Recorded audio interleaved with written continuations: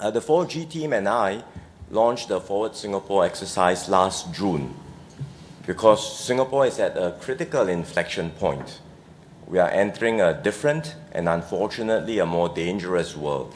We are also facing more pressing domestic challenges.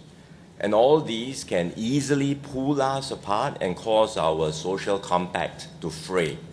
And that's why there was a need, we felt, to take stock and to consider how best we can chart our new way forward together. Over the past 16 months, we have engaged over 200,000 Singaporeans, and we've had many rich discussions. We thank everyone who stepped forward to participate. What you see before you, the Forward Singapore report, captures the perspectives and views of all who participated. So this is not a top-down government agenda. Rather, it is very much a shared consensus among Singaporeans across different walks of life.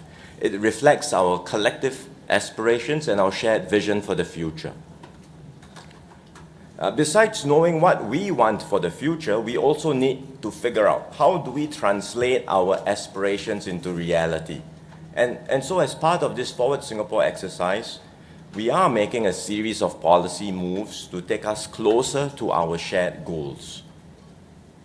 One hard truth we have to address is that we must continue to grow the economy. Growth is not a cure-all, but the lack of growth will be a kill-all. We have to keep our economy open and work doubly hard to raise productivity and push the frontiers of innovation. And this remains the best way to improve the lives of all Singaporeans, to further reduce inequalities, provide opportunities for all, and to keep our society strong and united. Of course, growth alone is not enough. We can expect more disruptions at workplaces, more impact on Singaporeans across the board in our next bound of development. And that's why the government will also do more to provide assurances and support for Singaporeans across every stage of life. The report sets out some of the key policy shifts we will make. Some have been announced recently, for example, the moves on public housing and retirement security, which was the modular package announced at NDR this year. There are other moves we are still working out, for example, on skills future and lifelong learning, jobs and career health, support for families, care for seniors, support for lower income and disadvantaged groups. And my colleagues on this panel will share more later. At the same time, there is broad consensus among Singaporeans that everyone must chip in and do their part. And part of this is about stewarding our responses in a responsible manner, not just looking at the needs today, but also that of tomorrow. It's also about our own attitudes and mindsets. For example, the government can do more in preventive health, but individuals must make their effort themselves to lead active and healthy lifestyles. The government can invest more in skills future, but employers, parents, students, workers must all embrace the spirit of lifelong learning. The government can do more to uplift lower wage workers, but all of us as consumers must be prepared to pay more and accord them with dignity and respect. Importantly, those who have done well in society should do more to contribute and give back to our fellow citizens and uplift those with less. Indeed, many participants in this exercise shared a desire to rethink success and the Singapore dream. Success is not just about chasing our own individual goals or material goals. It's also about a sense of fulfillment and meaning, and about contributing to a larger purpose and the common good. In other words, we truly succeed only when we succeed together. And that's also how we uphold a strong spirit of solidarity and trust in Singapore. It means everyone must do their part to strengthen our common bonds and our sense of belonging and identity. And the government will do what it can too to engage widely, like what we have done in this Forward Singapore exercise, to create more avenues for participation so that all can contribute and we can become a more resilient and ever more united people. Today we wrap up the exercise, but our journey is just beginning. We have now a roadmap to build our shared future together. We have to translate this into concrete actions, policies, and results. We have a full agenda ahead of us, and we look forward to working with all Singaporeans to write our next chapter of the Singapore story. To build on what DPM said, I think the world that we'll be seeing will see greater or heightened uncertainties. Knowledge will be increasingly commoditized. On the other hand, we will also be inundated with information, including fake news. And our people will have more diverse aspirations and capabilities. So it was very heartening that during the conversations that we have with many people, we have defined and come down to 4 sets of things as how we define success for individuals. For success for the individuals, I think we all agree that first we must all imbue with our younger generation strong foundations and firm values. Second, the right attitude to learn for life. That success is not just defined by the first 15 years of what they achieve in school, but for the next 50 years of their time beyond school. And third, I think we all agree that for the next generation, the ability to distill, discern, and discover will be more important than just knowing basic knowledge. And as what DPM said, very importantly, success for the individual must also mean the ability to find purpose and meaning from our contributions beyond our own achievements. But on the other hand, in our very many conversations with Singaporeans, we have also come to a new perspective of how we define success for Singapore. Success for Singapore must come with the diversity of skills and capabilities for our collective resilience. At the same time, success for Singapore must also mean that we are able to bridge differences, not just domestically, but also to play a role in the wider world. And we must also be able to create new value propositions for ourselves in reference to the wider world. And there must be this collective sense of responsibility towards one another for every one of us to progress together, as DPM has said. So for this, on the educational front, we will see the following shifts. First, we must instill the right values and inspire the curiosity for us to learn on our own and to learn for life. At a system level, we must continue to have a diversity of pathways and the porosity of pathways for people to realize their potential at different stages of life. Third, we must also be able to mass customize our learning according to the abilities and interests of our learners. And increasingly, in this mass customization, we will have to embrace technology that allows our people to adapt their learning styles and learning speed according to their needs. And we will step up our investments in lifelong education, and this will include funding individuals, reskilling for adult trainers and adult learners, building systems to support our adult learners, including having more accessible and affordable modules and more personalized skills and career guidance. But the most important thing to me in our many conversations with fellow Singaporeans is not just about what different things we want to do, but how we are going to do things differently. So in our new refreshed social compact where everyone can play a part and can make a contribution. So it's not just about the government doing this alone, but it is a whole of society effort. So on this, in this way of doing things, we will see the following shifts. First, I think individually we must all embrace a lifelong learning attitude to refresh our skills throughout life and constantly aiming to surpass ourselves rather than just to surpass others in an exam. Our families will also need to evolve the way we help our children understand their respective strengths, celebrate their respective achievements, rather than all of us chasing the same narrow yardstick. For the industries and communities, we must then partner the schools and institutes of continuous learning to shorten the learning cycle from frontier industry practices to our classrooms. Our institutions must also similarly evolve the way we teach and train so that our people can strive towards learning anything, anywhere, anytime, throughout their life. And our educators must also embrace new technologies to constantly refresh their skills. And finally, very importantly, our industries must reward skills currency rather than just credentials, as what DPM Wong has alluded to. So ultimately, this Forward Singapore exercise, when it comes to education, it is not just about what we would want to do as a system, but there are roles and responsibilities for each and every one of us as individuals, as educators, as families, industries, and community. Thank you. Ladies and gentlemen, let me share with you what we've heard from Singaporeans through the Empower Pillar engagements.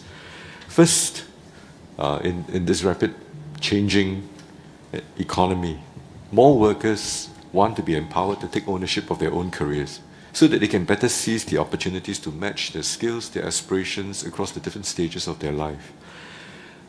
Most of them want a broader definition of what it means to have success at the workplace, and they want to be able to embrace a much wider variety of career pathways. So we came to this conclusion that the idea of a good job should not just be limited to white-collar jobs, and that those who use their hands, as well as the heart, such as our professional tradespeople, like electricians, like plumbers, should be recognized and be fairly rewarded for their skills and their mastery. Second, and they're not in order of merit, I think in terms of emphasis, they're about the same. Many, in fact, most workers shared that they are also anxious about the volatile, the fast changing economy, the rapid disruptions, and the transformations of the work environment, as well as its ultimate impact on job security. So they asked, what happens if they were to encounter curveballs, setbacks in their careers? Could they bounce back, or would they sort of be left behind? And of course, many also express worries about their own retirement adequacy when they stop working. And this is especially so for those who may not have that much of a runway left to benefit from the recent CPF enhancements, and they are sandwiched between caring for their elderly parents who are still alive and also for their children who have yet to reach their own financial independence. So across the board, we have heard all of the aspirations and concerns. And in response, the government is committed to supporting you in the following ways. First, we want to empower all Singaporeans to take ownership of their own career health. This is via access to better data, better information about jobs, skills, and to also understand the type of developments, the transformation that's happening around the world, and how, therefore, we can actually improve the job matching. Secondly, we will continue to invest in our fellow Singaporeans. We will support them to venture overseas to get exposure, to understand what's happening around, and this is going to be part of their career development so that it puts them in a much better position to take on future leadership roles. Third, across the different professions, we also want to reduce wage gaps because we want to be able to provide more structured training and very clear structured career pathways for skilled trades. So we will also not let up on our efforts to uplift lower wage workers through measures such as the progressive wage model and also the local qualifying salaries. Fourth, we will introduce a support scheme for those hit by curveballs, the involuntarily unemployed workers. And finally, we will ensure that our seniors can enjoy a financially secure retirement while they stay active and healthy. As announced by PM at the NDR, we are introducing the Modular Package. We will be enhancing existing measures such as the WIS or Workfare Income Supplement Scheme, the Silver Support Scheme, and Matched Retirement Savings Scheme. We will announce the details in due course. So all Singaporeans can be assured that as long as they work and they contribute to the CPF consistently, they will be able to meet their basic retirement needs through CPF payouts after they retire. And for those who do not have the ability to work, we will explore and find other ways as part of our social compact to look after their retirement needs.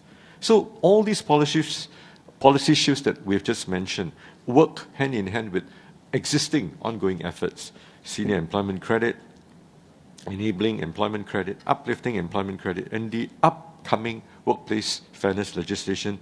We will build a fairer, a more inclusive and harmonious workplace.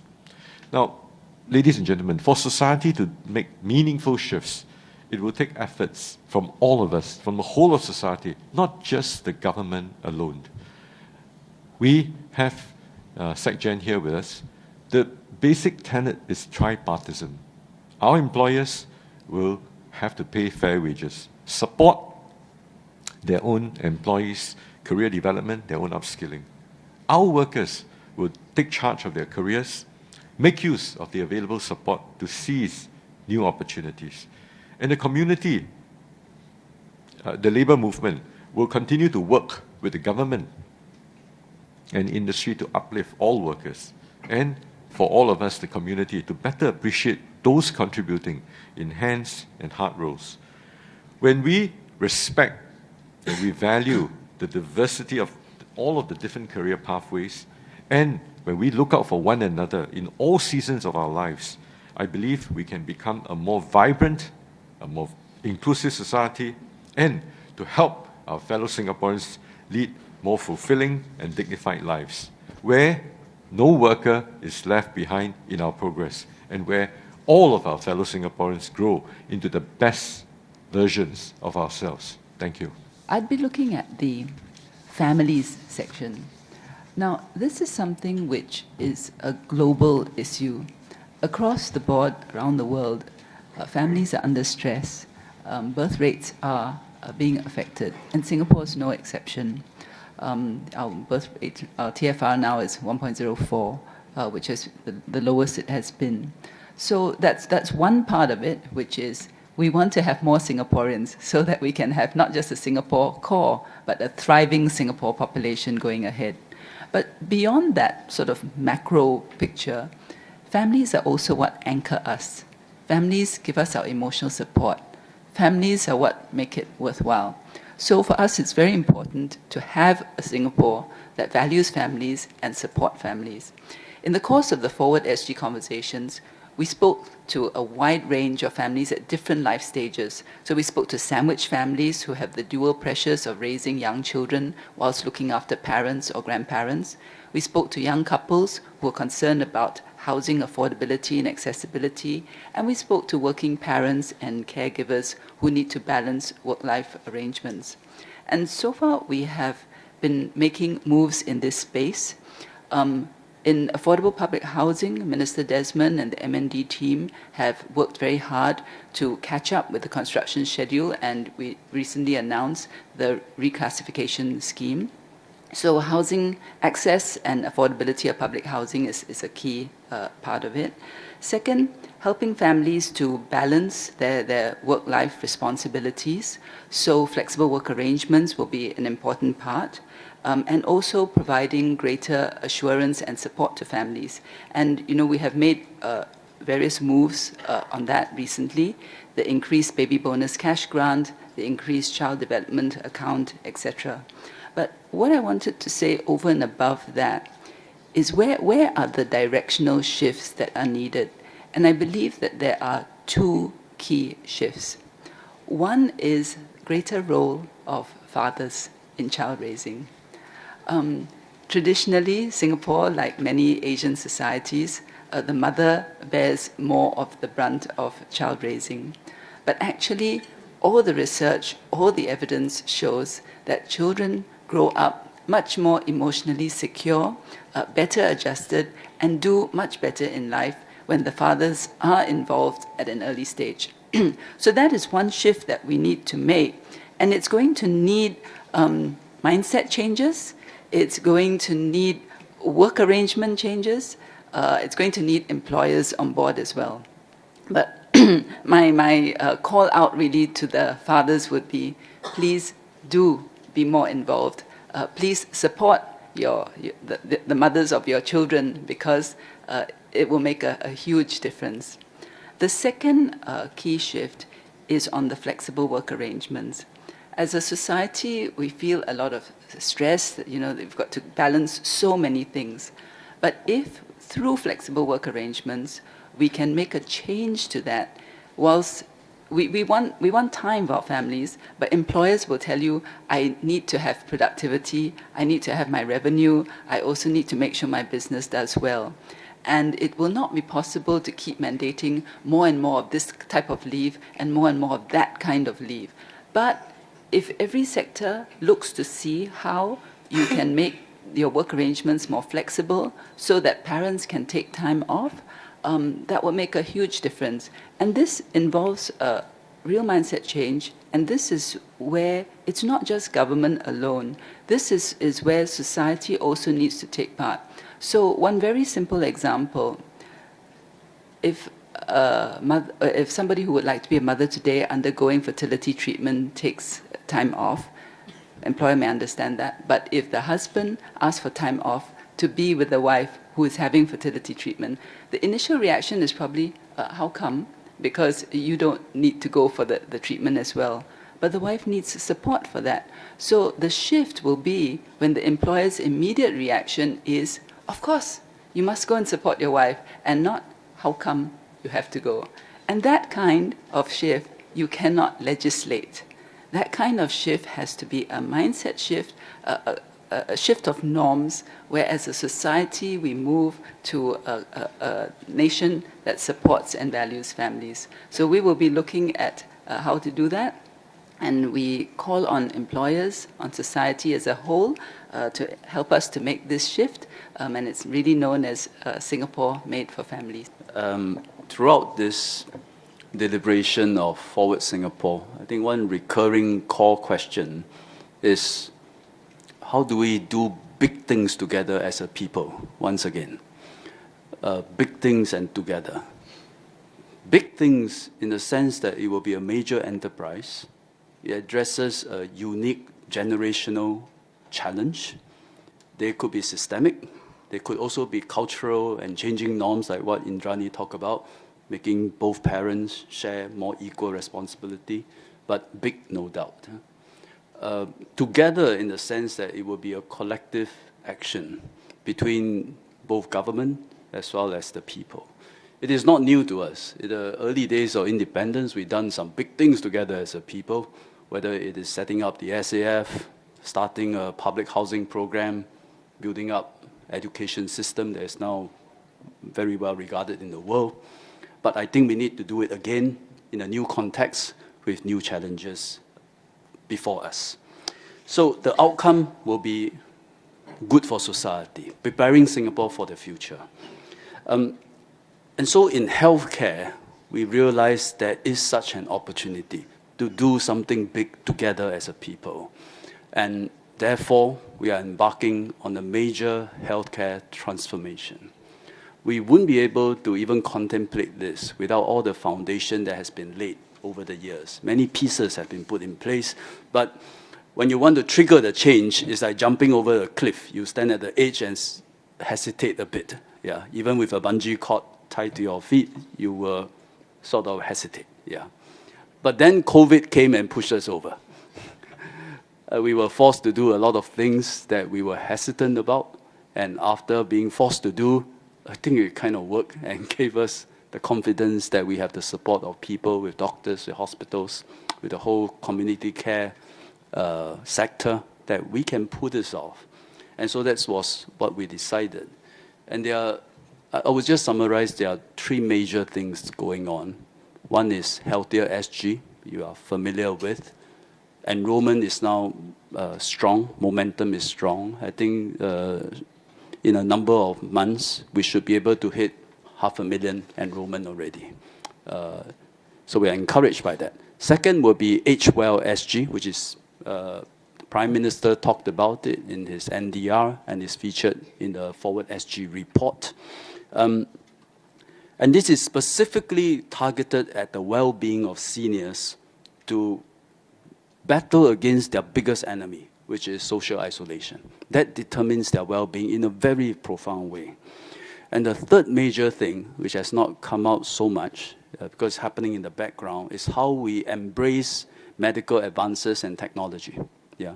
AI, digital health, precision medicine, these are all major game changers, but they have significant downsides that we must safeguard against. So a lot of work is now going on in tackling all these challenges. So, but what I just described, these three major things, Healthy SG, HWL SG, medical advances, these are what government is doing on our part. This is just one hand. You need two hands to clap.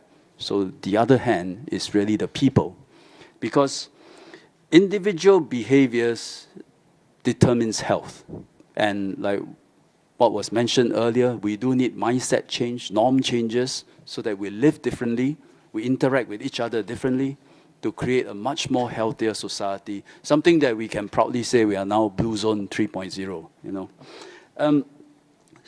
But what I think is unique about the Forward SG exercise and this era of changes is that it's not just about government and people working together. There is now this very strong element of the community that bridges government and people. So if you look at Healthier SG, it's really not just about getting the GPs into our system, helping and encouraging the GPs to take care of the health of the individual, but it's also the entire ecosystem of the community to support the individual and to support the doctor. That means the community getting together to organize activities, to form support networks, to nag at each other to eat less salt, less sugar, working with industries, coffee shop association, chef association, to lower the kind of poison that we are taking every day.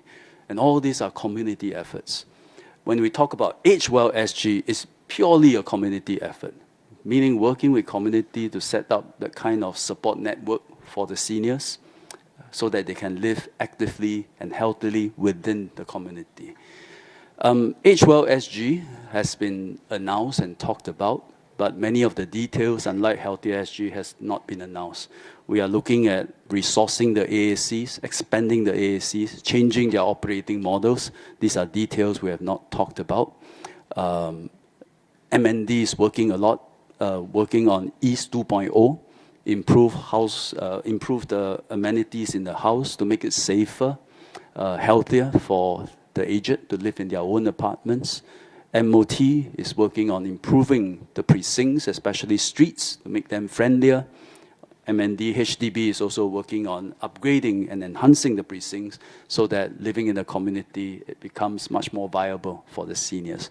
So these are some of the details that we are finalizing. When it's ready, Minister Desmond Lee, Acting Minister Chee Yong Tat, and myself will be releasing the details in the coming weeks. Thank you. Earlier, DPM spoke about the government's commitment to provide assurances for Singaporeans at every stage of life, and Indrani focus on Singapore made for families.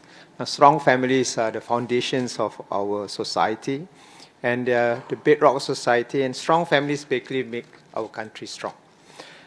But in building a caring and inclusive society, among us, there are some families who face complex and interlocking challenges in achieving what we call the 3 S's of life as a family: stability, self-reliance, and social mobility. And even for them, though, they have aspirations. They want to do better for themselves and for their children. There's another families. These families, they care for persons with disabilities, or in short, PWDs, and the PWDs themselves, who need additional support. And as a society, we want to be inclusive, we want to empower them. They too have aspirations that they want to pursue. They want to fulfill the potentials of their life. Now, in our Forward Singapore exercise, we have heard voices from various groups: social service agencies, corporates, community partners, volunteers, citizens from all walks of life, and the beneficiaries themselves. There was a broad recognition that lower income families, notwithstanding their challenges, they have agencies. And as a community, and in this conversation, what came out a lot is that we must not, whatever we do, kill this motivation for them to be self-reliant, to be independent. And they too, the beneficiaries, say that dignity is important for them. So we have heard many speak of their desire to help the less privileged, and this is wonderful, because as we have become a better and more affluent society, we still want to give back. So I'm very heartened that those who have found success in our country, they're willing to give back, and particularly the youth.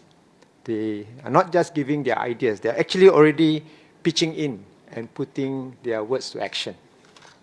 And this bodes well as we strive towards becoming an inclusive and caring society because individuals, families, community, all of us need to play our parts. And we work alongside with the government because we want to achieve better social outcomes. One of the things that we have been doing for the last 3 years, since 2021, Comlink, we support lower income families in their journey to achieve the 3 S's I mentioned about: stability, self-reliance, and social mobility.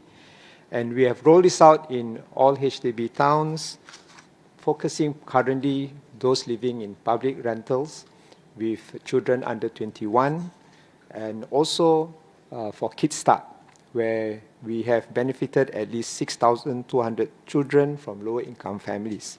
For Comlink, we have outreach to all the 14,000 families, so they all know we are there for them.